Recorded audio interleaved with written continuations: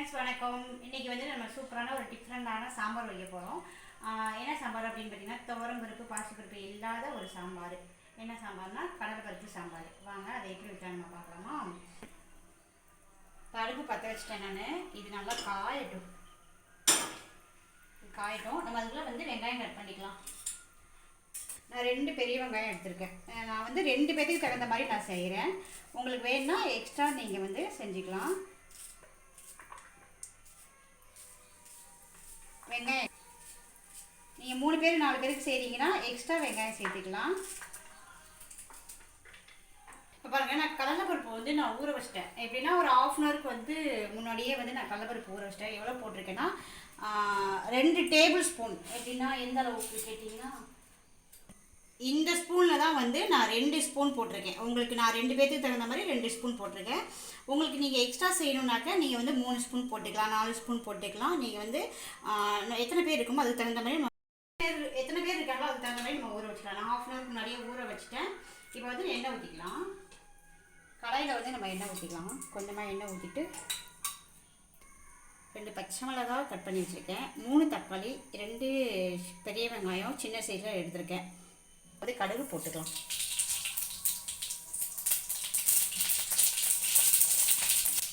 வெங்காயம் போட்டுக்கிறேன். அடுத்து பச்சை மிளகாயும் போட்டுக்கலாம். அடுத்து கருவேப்பிலை. இதெல்லாம் சேர்ந்து கொஞ்சம் வதங்கட்டும். ரோலர்ஸ் வந்துட்டான் கிச்சனுக்கு. சாப்பாடு வேணுமாடிப்பட்டு சாப்பாடு வேணுமாடி, பசிக்குதடி சாமி. ஆமாம், ரோலர்ஸ் வந்து பசி எடுத்து வந்துட்டான். அவன் வந்து கிச்சனுக்கு வந்துட்டான். அடுத்து வந்து நான் தக்காளி போட்டுக்கிறேன். இந்த தக்காளி கொஞ்சம் நல்லா வதக்கிட்டேன். இது கூட கொஞ்சம் உப்பு சேர்த்து வதக்கிக்கலாம். கொஞ்சமாக உப்பு போட்டுக்கோங்க, அப்போ தான் கொஞ்சம் சீக்கிரமே வதங்கும். இது வந்து பருப்பு நிறைய தேவைப்படாது, நம்ம வந்து கொஞ்சமாக போட்டாவே போதும். ஆனால் வந்து இதை அரைச்சி நம்ம வந்து கரெக்டாக அதை கொதிக்க விடணும். அப்போ தான் வந்து நமக்கு வந்து அது பச்சை வராமல் இருக்கும். நான் வந்து இப்போ அரைச்சி செய்கிறேன் பார்த்தேன். ஏன்னா இது வந்து ஒரே மாதிரியே கடலைப்பருப்பு பாசிப்பருப்பு இதெல்லாம் போட்டு சாம்பார் வைக்கும்போது நமக்கு வந்து ஒரு மாதிரியாக இருக்கும். இது ரொம்ப டேஸ்ட்டாக இருக்கும். இதுக்கு மெயினாக வந்து தக்காளி தான் வந்து கொஞ்சம் எக்ஸ்ட்ரா சேர்த்துக்கணும். இப்போ நான் 2 ஸ்பூனுக்கே வந்துட்டு பார்த்தீங்கன்னா மீடியம் சைஸ் சின்ன சைஸில் வந்து 3 தக்காளி எடுத்துருக்கேன். அது மாதிரி நீங்கள் புளிப்புக்கு தகுந்த மாதிரி தக்காளி எடுத்துக்கணும். இதை அரைச்சிட்டு இது கூட கொஞ்சம் சோம்பு சேர்த்து அரைச்சிட்டு வந்து நம்ம வந்து அதில் ஊற்றிட்டு நல்லா நுர அடங்கினதுக்கப்புறம் வந்துட்டு நம்ம அடுப்பை ஆஃப் பண்ணிக்கலாம்.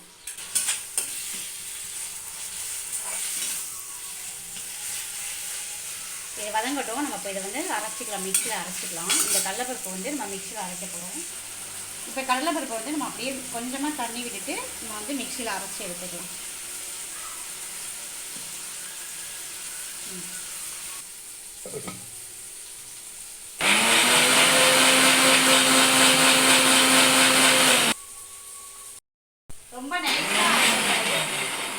ரொம்ப நைஸாக அரைக்காமல் குறன்னு அரைச்சி எடுத்துக்கணும். அப்போ தான் இது நல்லாயிருக்கும்.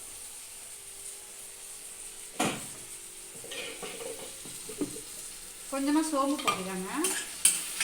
இதில் 1/2 டீஸ்பூன் சோம்பு போட்டு அரைச்சிக்கோங்க, அப்போ தான் நல்லாயிருக்கும்.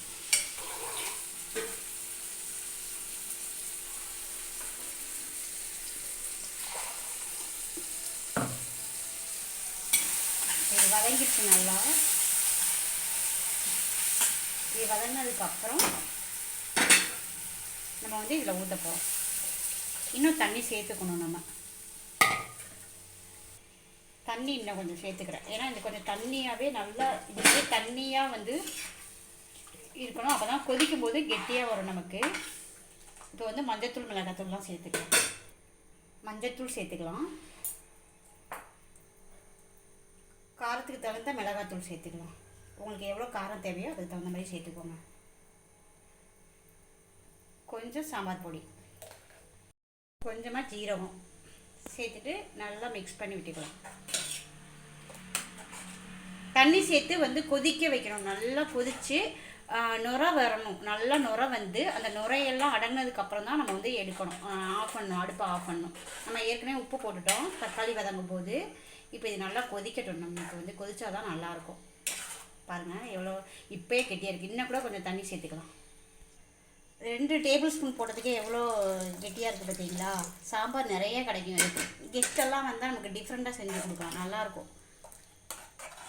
இப்போ வந்து இவ்வளோ தண்ணியாக இருக்கா, கொஞ்சம் நுரை வந்து நல்லா கொதிச்சதுக்கப்புறம் அந்த பச்சை வடை வராமல் ரொம்ப சூப்பராக இருக்கும். மல்லித்தலை தூவிட்டு நம்ம இறக்கிக்கலாம். ஏற்கனவே நம்ம தக்காளி வதங்கும்போது உப்பு போட்டோமா, இப்போ கொஞ்சமாக உப்பு போட்டுக்கிறேன். ஏன்னா தண்ணி சேர்த்துருக்கோம் நிறையா, அதனால் கொஞ்சமாக உப்பு போட்டுக்குவோம். இது வந்து இப்போ வந்து கொதிக்கட்டும்.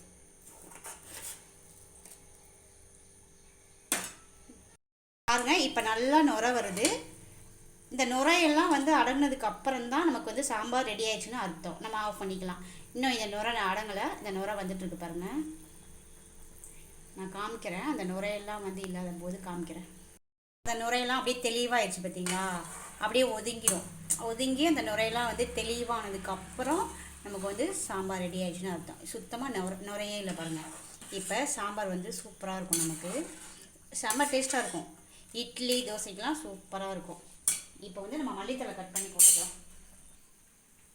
இப்போ வந்து மல்லித்தலை வந்து நம்ம கட் பண்ணி போட்டுக்கலாம். மல்லித்தலை வந்து எப்போவுமே இறக்குற டைமில் தான் நம்ம வந்து போடணும், அப்போ தான் நல்லாயிருக்கும். அது மல்லித்தலை நான் நிறையா போடுவேன். அதே மாதிரி கருவேப்பிலை தான் ரொம்ப நிறையா சேர்ப்பேன். எக்ஸ்ட்ரா வந்து கருவேப்பிலையும் சேர்த்துக்கலாம். நம்ம இறக்க போகும்போது கருவேப்பிலையும் வந்து நம்ம சேர்த்துக்கலாம். இந்த கருவேப்பிலையும் சேர்க்கும்போது இதோட எசன்ஸும் நமக்கு நிறையா கிடச்சிரும் பார்த்தீங்களா.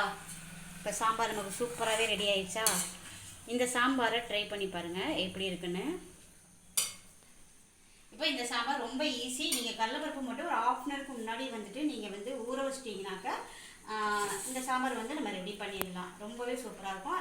நிறைய பருப்பும் தேவைப்படாது. Okay bye. இந்த வீடியோ பிடிச்சினா லைக் பண்ணுங்கள், சப்ஸ்கிரைப் பண்ணுங்கள், கமெண்ட் பண்ணுங்கள். Okay bye. தோசையும் நமக்கு வந்து ரெடி ஆகிடுச்சு. தோசை எடுத்துக்கலாம். இப்போ சாம்பார் ஊற்றிக்கலாம். சூப்பரான சாம்பார் வந்து தோசைக்கு சூப்பராக இருக்குங்க. நீங்கள் ட்ரை பண்ணி பாருங்கள். ட்ரை பண்ணி பார்த்துட்டு கமெண்ட்டில் எப்படி இருக்குன்னு சொல்லுங்கள்.